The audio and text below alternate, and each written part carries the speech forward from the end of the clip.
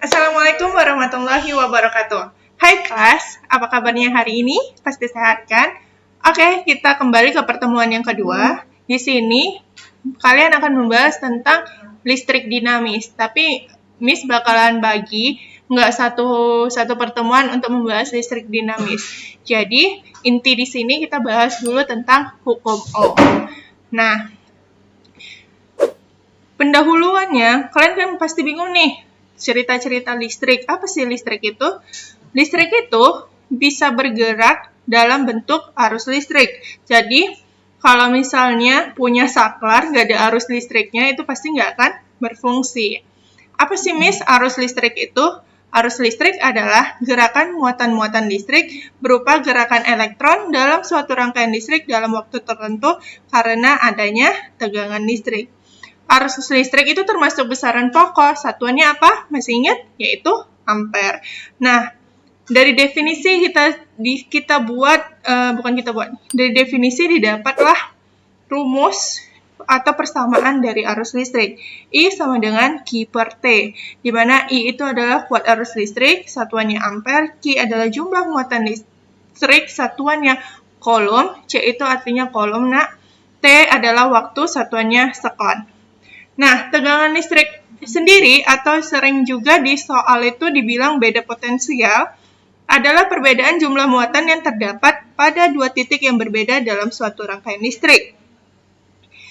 Ingat ya, arus listrik itu bergerak dari potensial yang tinggi ke potensial yang rendah. Nah, sedangkan kalau aliran elektron bergerak dari potensial rendah ke potensial tinggi. Oke, hukum Ohm.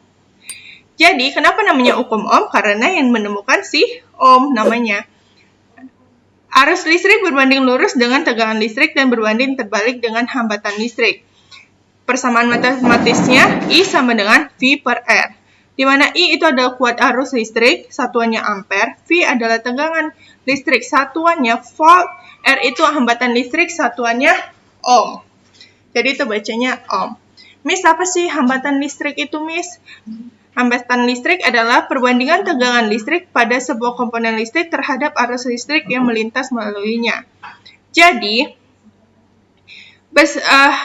yang mempengaruhi besar kuat hambatan listrik, arus listrik itu ada beberapa faktor. Kalian bisa lihat, yang pertama, jenis bahan resistornya, panjangnya, luas penampangnya, kemudian suhu. Nah, dari hubungan faktor-faktor itu didapatlah secara matematisnya R sama dengan rho L per A. Kalian bisa lihat di samping definisi dari rumus tersebut. Kemudian, nah di sini nilai tahanan resistor. Kalau kalian belum pernah lihat resistor, di gambar ini adalah resistor ya, Nak. Resistor ini penting ya, supaya apa? Supaya kalian tidak langsung terkena listrik.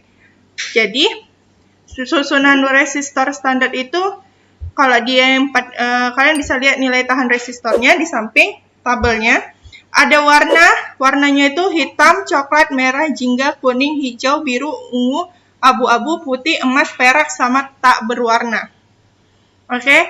Ada digitnya dari 0 sampai 9, kemudian faktor pengalih 10 pangkat 0 sampai 10 pangkat minus 2, kemudian toleransinya bisa kalian lihat di tabel.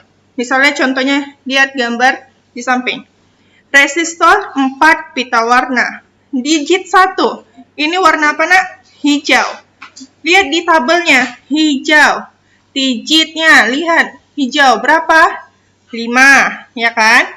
Kemudian, warna yang kedua warna apa? Merah. Lihat, Nak, merah itu kan tetap digit. Berapa digitnya? 2. Udah tulislah, 5, 2. Kemudian, lihat lagi faktor pengalihnya. Warna apa dia? Merah lagi, Miss. Berarti 10 pangkat 2. Tadi apa? 5, 2. Kemudian dikali 10 pangkat 2. Berapa jadinya hasilnya, Nak? 5.200 ohm. Kemudian ada gambar, ada warna yang paling ujung. Itu besar toleransinya. Warna apa itu? Emas. Berarti berapa dia? Lihat di tabel toleransinya. Lebih kurang 5%. Nah, sekali lagi, kalau yang resistor 5 pita warna itu ada di bawah gambarnya. Berarti digit satunya itu warna jingga. Berarti dia 3. Kemudian warna biru, lihat digitnya. Berarti 6. Digit yang ketiga warna apa itu, Nak? Warna putih, berarti 9. 3, 6, 9. Oke, faktor pengalinya hitam. Faktor pengalinya hitam 10 pangkat 0. Kalau 10 pangkat 0 berapa? 1. Jadi 369 ohm. Toleransinya lihat. Warna yang paling ujung, yang paling jauh. Warna biru. Berarti berapa persen? Lebih kurang 0,25%. Next, kita masuk ke rangkaian listrik. Rangkaian listrik adalah suatu rangkaian tertutup yang dapat mengalirkan arus listrik dari potensial tinggi ke potensial rendah. Nah, biasanya di soal-soal itu ada beberapa tanda. Ini bisa kalian lihat di layar. Sumber tegangan DC. Kalau DC itu berarti apa, Nak? Bolak-balik ya kan? Dia ada 2 kutub positif dan kutub negatif. Kemudian sumber tegangan AC itu berarti sumber tegangan searah. Kemudian kalau yang gambar di bawahnya itu gambar saklar. Yang gini-gini itu apa namanya, kayak rumput, namanya resistor. A itu tanda ampermeter. Kemudian V itu adalah voltmeter. Nah, rangkaian listrik itu terbagi 2. Ada rangkaian seri dan rangkaian paralel. Kalau rangkaian seri gambarnya seperti digambar dan rangkaian paralel juga. Adapun perbedaannya bisa kita lihat di layar. Nah, kalau misalnya rangkaian seri itu tegangan total rangkaiannya adalah jumlah dari seluruh tegangan resistor. Tapi kalau misalnya di paralel itu jumlah tegangan totalnya itu semua sama. Pada V1, V2, V3 itu sama. Kemudian kalau di rangkaian seri, kuat arusnya yang sama. Kalau di paralel, kuat arusnya berbeda setiap resistor. Kemudian, untuk mencari tahanan resistor total pada rangkaian seri, itu RS sama dengan R1 tambah R2 tambah R3. Dan kalau misalnya paralel, itu 1 per RP sama dengan 1 per R1 tambah 1 per R2 tambah 1 per R3. Nah, ada keuntungan nih kita pakai rangkaian paralel. Kenapa, Miss? Iya, kalau misalnya pakai rangkaian paralel, satu rangkaian diputus, maka arus listrik yang lain tidak mati. Untuk itu, kenapa kita di rumah, lampu di rumah itu kita pakai rangkaian paralel. Jadi, kalau kalian matikan saklar di kamar, saklar di lampu di ruang tamu tidak mati. Tapi kalau misalnya pakai rangkaian seri, satu dimatikan, saklarnya matilah semuanya. Oke, itu aja. Kita lihat ke contoh soal. Oke kelas, kita sekarang ke contoh soal mengenai hambatan total dari rangkaian seri dan paralel. Nah, di sini Miss sudah membuat soal. Ini rangkaiannya campuran. Ada yang paralel dan seri di sini kan. Nah, kita pandang dulu satu-satu. Kita lihat kasusnya. Nah, ini dulu kan, berarti dia ini? Ketemu apa? Paralel. Berarti kita harus cari hambatan paralelnya. Yuk, kita buat. Ini misalkan aja R1, Miss buat hambatan pertama. Ini hambatan kedua. Ini hambatan ketiga. Oke, Miss pertama kali dia jumpanya paralel. Berarti 1 per R paralel sama dengan 1 per R1 ditambah 1 per R2. Yuk, kita masukin nilainya. Berapa yang R1-nya, Nak? 3 ohm. Kemudian tambah R2-nya 2 ohm. Oke, ini menyelesaikannya sama kayak pecahan campuran, menyelesaikan pecahan. Yuk, ini penyebutnya 3 sama 2. Berarti berapa kita buat penyebutnya, Nak? Cari KPK-nya 6. Yuk, 6 bagi 3, 2. 2 kali 1, 2. Taruh di atas.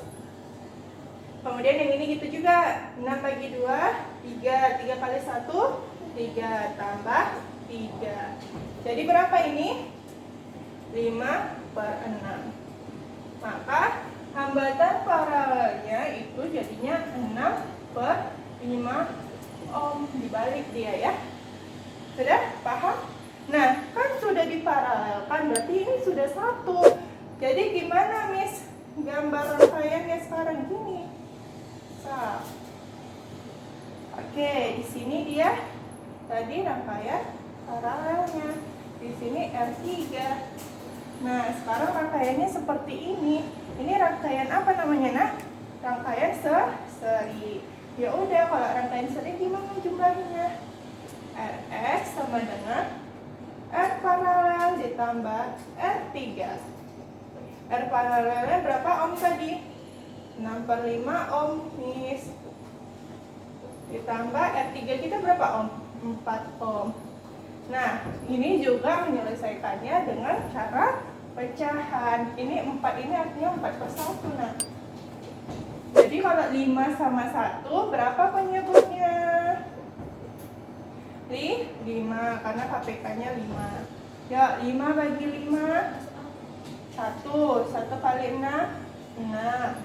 Kemari 5 bagi 1 5 kali 4 20. Jadi berapa ini? 26/5 ohm. Dibalik, Miss. Enggak, udah selesai sampai sini aja. Berarti berapa hambatan totalnya? Hambatan totalnya 26/5 ohm. Oke, sampai sini paham? Miss, kalau mau dijadikan desimal boleh?